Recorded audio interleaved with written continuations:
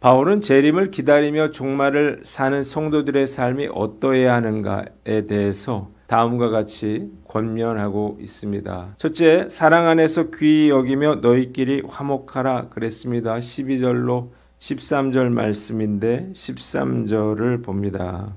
당시 바울은 지리적으로 데살로니가로부터 멀리 떨어진 고린도에 있었기 때문에 교회 리더들을 세울 수가 없었어요. 그래서 감독들을 세워서 돌보도록 했습니다. 그래서 바울은 무엇보다 성도들이 그들의 영적 지도자들과 올바른 관계를 맺을 수 있도록 사랑 안에서 가장 귀히 여기고 화목하라고 권면하고 있습니다. 이유가 무엇인가요? 영적 지도자들을 귀히 여기지 않는다면 영적으로 깨어 있을 수가 없고 주의 재림을 제대로 준비할 수가 없기 때문이에요. 본문이 우리에게 주는 교훈이 있는데 영적 지도자들을 귀히 여겨라는 것입니다. 바울은 수고하며 다스리고 권하는 자들을 사랑 안에서 가장 귀히 여겨라 이렇게 말하는데요. 이것은 하나님께서 세우신 지도자들을 그냥 지도자로만 인식하지 말고 사랑 안에서 그들의 영적 권위를 인정하고 또 귀하게 여기고 존경하라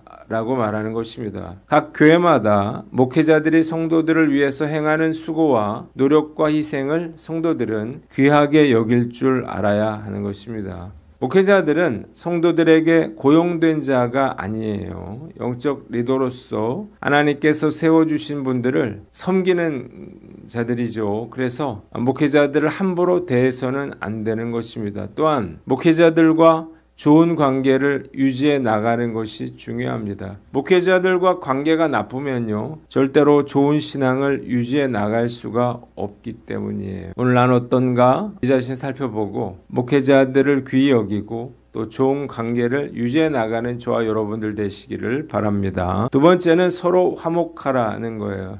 영적 지도자들을 가장 힘들게 하는 건요, 성도들끼리 하나 되지 못하고 다툼을 일으키는 것입니다. 성도들이 화목하지 못하면 교회가 하나 될 수가 없고 어떤 사역도 해 나갈 수가 없는 것입니다. 때문에 성도들은 서로 화목하도록 노력해야 합니다. 성도들이 서로 화목한 것이야말로 목회자들이 가장 바라는 일이죠. 서로 화목하려면 영의 일을 생각하고 영의 사람이 되어야만 합니다. 반면에 육의 사람이 되면 늘 다툼이 일어나게 되죠. 늘 서운하고 늘 화가 나게 됩니다. 늘 또 다른 사람 탓을 하게 되는데요. 다른 사람이 문제가 아니라 내가 문제일 수 있는 것입니다. 날마다 영의 일을 생각하므로 화목한 가정, 또 화목한 교회, 화목한 공동체를 이루어 나가시는 저와 여러분들 되시기를 주님의 이름으로 축원합니다.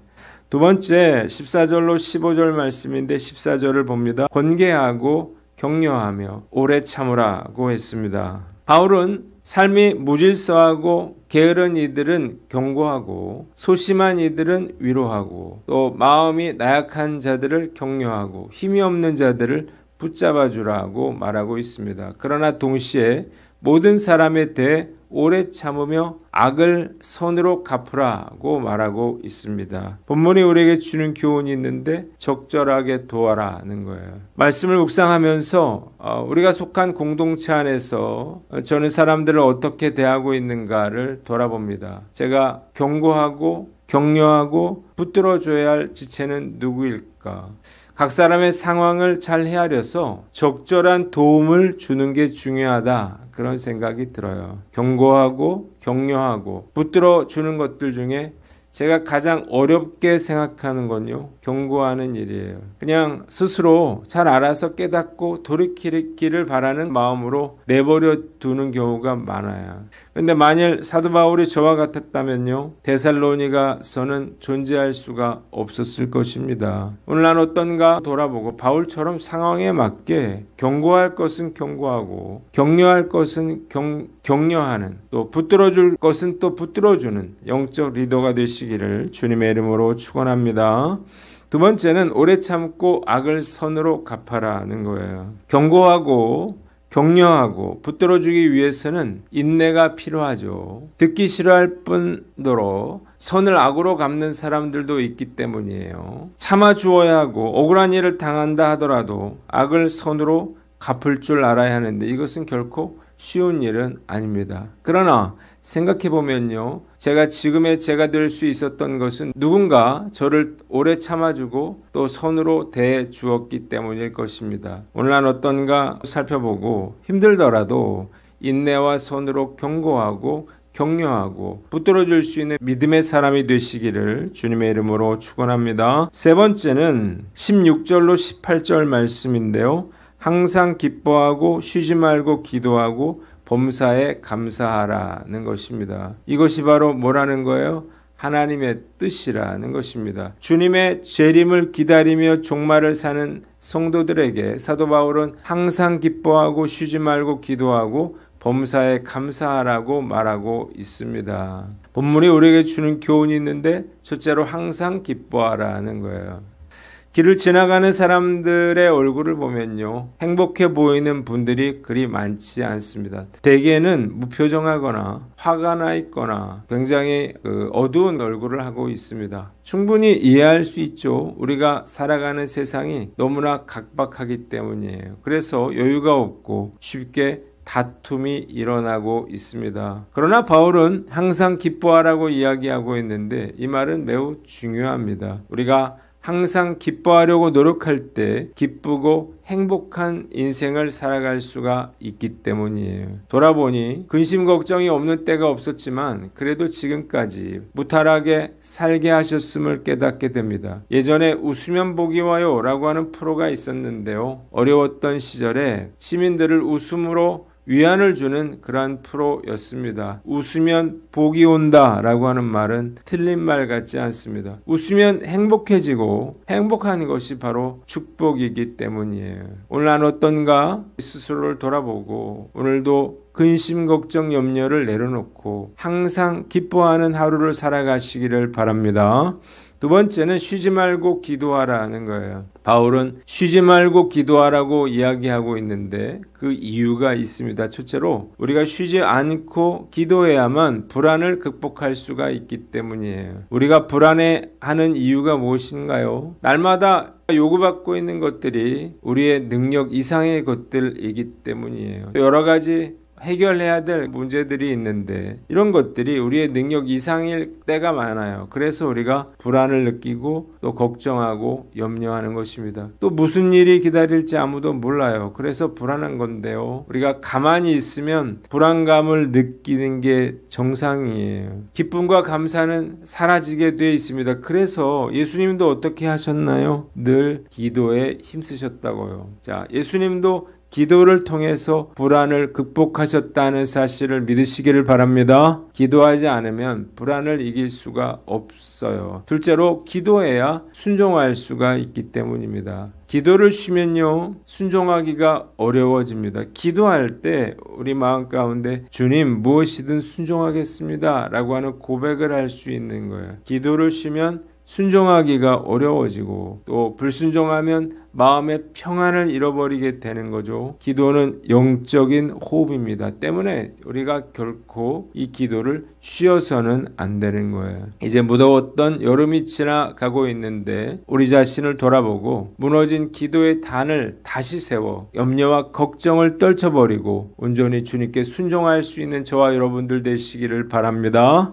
마지막으로 성령을 소멸하지 말고 예언을 멸시하지 말고 좋은 것을 취하고 악을 버리라고 했습니다. 19절로 22절 말씀이에요. 사도 바울은 성령을 소멸하지 말고 예언을 멸시하지 말며 악을 버리라고 말하고 있습니다. 가장 강력한 변화의 힘은 성령님으로부터 나온다는 사실을 믿으시기를 바랍니다. 성령 충만하면요, 어떤 일도 할 수 있습니다. 때문에 우리는 성령을 소멸하지 않도록 노력해야 하는 것입니다. 구약시대와 신약시대가 다른 점은 구약시대의 성령은 각 사람에게 일시적으로 임하셨다가 사라졌지만 신약시대의 성령은 한 번 임하시면 우리 안에 영원히 함께 거하신다는 사실을 믿으시기를 바랍니다. 그렇다면 성령을 소멸치 말라고 하는 말의 의미는 무엇인가? 죄 가운데 우리 자신을 방치하거나 말씀과 기도의 자리를 떠나거나 혈기를 부리거나 서로 미워하면 성령의 힘이 약화되고 성령의 활동이 제한되는 것을 의미하는 것입니다. 본문에 우리에게 주는 교훈이 있는데 성령 충만하라는 거예요. 성령 충만을 받기 전 우리의 모습은요, 바람이 빠진 쪼그라든 풍선과 같습니다. 이 풍선은요, 절대로 스스로 하늘을 날거나 원하는 곳으로 움직일 수가 없습니다. 그저 힘없이 바닥에 놓여 있을 뿐이에요. 마치 죄와 세상의 염려로 인해서 무기력하고 힘겨워하는 우리의 모습을 닮았습니다. 그러나 풍선 안에 성령의 바람이 가득 채워지면 어떻게 될까요? 쪼그라들었던 풍선은 곧 팽팽하게 부풀어 오르고 더 나아가서 중력을 거슬러 하늘 높이 떠오를 수 있게 됩니다. 풍선은요, 스스로는 날 수 없지만 바람을 통해서 날아오르는 힘을 얻는 것처럼 성령 충만을 통해서 하나님의 일을 감당할 수 있는 능력을 받게 되는 것입니다. 풍선이 바람으로 가득 차야만 비로소 풍선다운 역할을 하듯이 우리도 성령으로 충만해질 때 비로소 하나님께서 우리를 만드신 목적에 맞는 삶을 살 수 있다는 사실을 믿으시기를 바랍니다. 그래서 성령 충만이 중요한 것입니다. 그런데 우리가 성령 충만하기 위해서는요, 기도와 말씀이 필요합니다.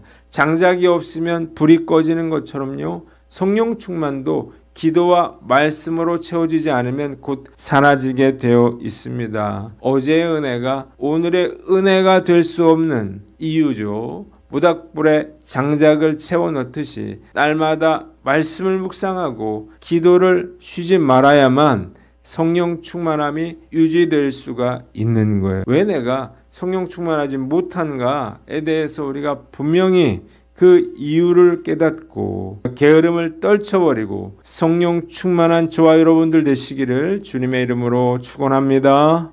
기도하겠습니다. 하나님 아버지, 우리가 말씀에 순종하여 종말을 준비하는 사람이 되게 하여 주시옵소서.